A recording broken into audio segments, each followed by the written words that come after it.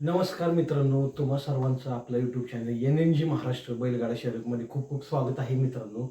मित्रांनो, अखंड महाराष्ट्र तसंच अखंड देशातील बैलगाडी शर्यत प्रेमींची आता आस लागलेलं आणि उत्सुकता वाढवणारं मैदान म्हणजेच की बैलगाडा शर्यत क्षेत्रातील पंढरी, ती म्हणजेच की पेडगाव हिंद केसरी मैदान 2026. तर मित्रांनो, मैदान एकदम जबरदस्त होणार आहे. आता लवकरच ती तारीख जवळ येत आहे, त्यामुळे सगळ्यांची जी धडकन आहे ती धडधडायला लागलेली आहे. जबरदस्त अशी आपल्याला तिथं शर्यती पाहायला मिळणार आहे मित्रांनो. मागच्या वर्षी ज्या प्रकारे रेकॉर्ड ब्रेक गर्दी झाली होती, जनतेच्या मनातील हिंद केसरी मैदान म्हणजेच की पेडगाव हिंद केसरी मैदान मित्रांनो जवळ आलेलं आहे. आता सगळी मोठी मोठी बैल त्यांचे पैरे मित्रांनो फिक्स झालेले आहेत.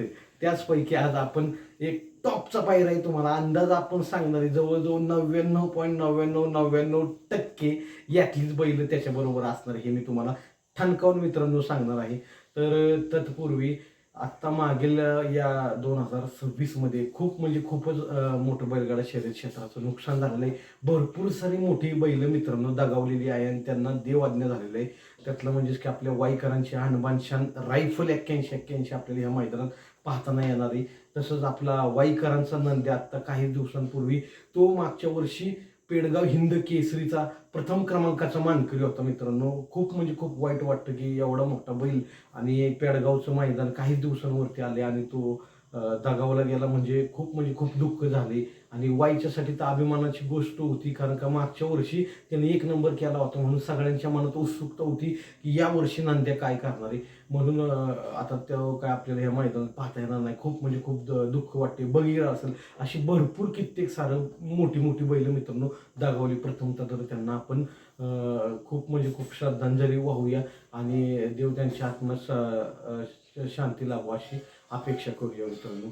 तर मित्रांनो, जबरदस्त असं मैदान होणार आहे. नियम पण कडक केले आहेत. तर या वर्षीचा 1 नंबरचा मानकरी कोण होऊ शकतं आणि आपले विनायक शेठ देशमुख लेंगरे, जसं की सगळ्यांना माहिती आहे बैलगाडा शर्यत क्षेत्रातील दिलदार मानाचा दिलदार राजा माणूस, यांनी पण यंदाही 1,01,000 बक्षीस जाहीर केले. जो की बैल सलग 2 दिवस हिंद केसरी होईल. पहिल्या दिवशी 21 तारखेला ओपनचं मैदान आहे, दुसऱ्या दिवशी आदतचं आहे आणि ह्या दोन्ही मैदानात जो पण 1 नंबर करल त्याला 1,01,000 बक्षीस त्यांच्याकडनं मिळणार आहे.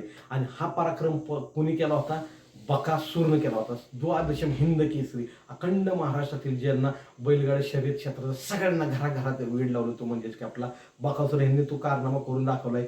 शिरसवडीकरांच्या रायफलनं पण त्या गुरसाळीच्या मैदानाच्या साईडला असा पराक्रम केला होता. त्याच्याकडे पण खूप अपेक्षा होत्या मागच्या वर्षी की करू शकतो तो.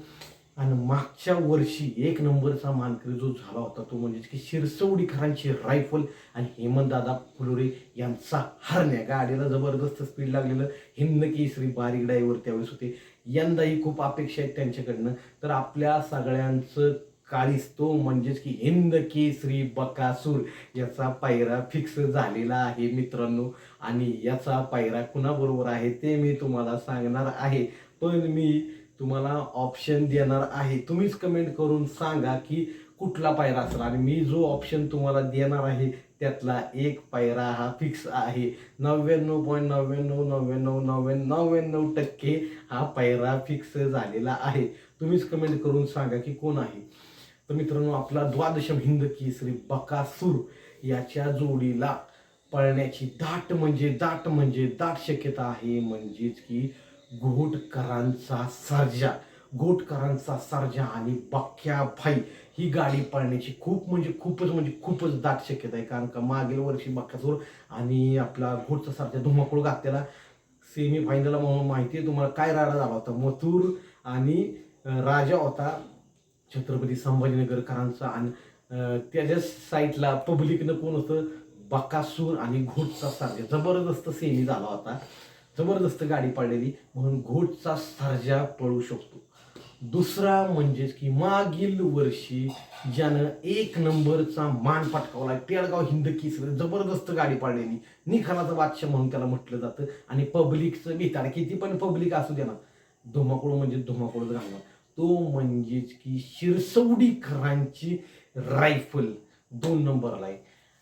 हा पण पायरा असू शकतो. आणि ह्या 3 जी बैल मी सांगणार आहे त्यातला एक तर आहेच आहे. उघड उघड सांगू शकत नाही, पण आहे तुम्हीच कमेंट करून सांगा कोणाचा होतो.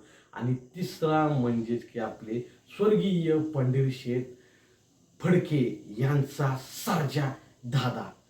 ह्या 3 जणांपैकी एक तर घोटचा सर्जा, नाहीतर शिरसवडीकरांची रायफल, आणि तिसरा म्हणजेच की आपले पंढरीशेठ फडके यांचा सर्जा. ह्या तिघांपैकी बाकासूरच्या बरोबर एखादा पायरा फिक्स झालेला आहे मित्रांनो. तर तुम्ही मला कमेंट करून सांगा कोण राडा घालणार आहे आता ह्या साईडला. बकासूरच्या जोडीला घोटकरांचा सर्जा, का मागील वर्षी ज्यानं धुमाकूळ घातलेला तो म्हणजे की शिरसवडीकरांची रायफल आणि बकासूर, का आत्ता ज्या मैदानामध्ये सगळीकडेच राडा घालतोय तो म्हणजेच की आपले स्वर्गीय पंढरीशेठ फडके यांचा सर्जा दादा. सगळीकडे राडा होणार आहे. मथुरचा पण पायरा तिकडे फिक्स झालेला आहे. गोटकरांचा सर्जा त्याचा पण फिक्स तिथं झालेला आहे. हेमंतदादा फुलोरे यांचा हरण्या त्याचा पण झालेला आहे. मथुर बिनजोडचा बेताज बादशाह जबरदस्त राडा करतोय त्याचा पण झालेला आहे. तुम्ही मला कमेंट करून सांगा तुम्हाला काय वाटते. पण ही जी 3 नावं मी सांगितल्यात, घोटचा सर्जा, शिरसवडीकरांची रायफल आणि स्वर्गीय पंढरीशेठ फडके यांचा सर्जा, या तिघांपैकी बकासूरच्या बरोबर एक पायरा फिक्स झालेला आहे. तुम्ही सांगा तुम्हाला काय वाटतंय. बैलगाडा शर्यत क्षेत्र म्हणजेच की पेडगाव हिंद केसरी मैदान 21 तारखेला आहे. त्याच्या 20 तारखेला मी हा पायरा तुम्हाला कन्फर्म सांगणार आहे ह्यातला एक कोण आहे. पण तत्पूर्वी आता आपण सांगू शकत नाही, कारण का त्यांना पण काय काय अडचणी येऊ शकतात, त्यामुळे आपण सांगू शकत नाही. पण ह्या 3 बैलांपैकी एक तुम्ही सांगा कमेंटमध्ये कोण असेल. आणि यायला लागते बरं का, पेडगाव हिंद केसरी म्हणल्यावर यायलाच लागते. आम्ही येणार आहे, तुम्ही पण या. धन्यवाद.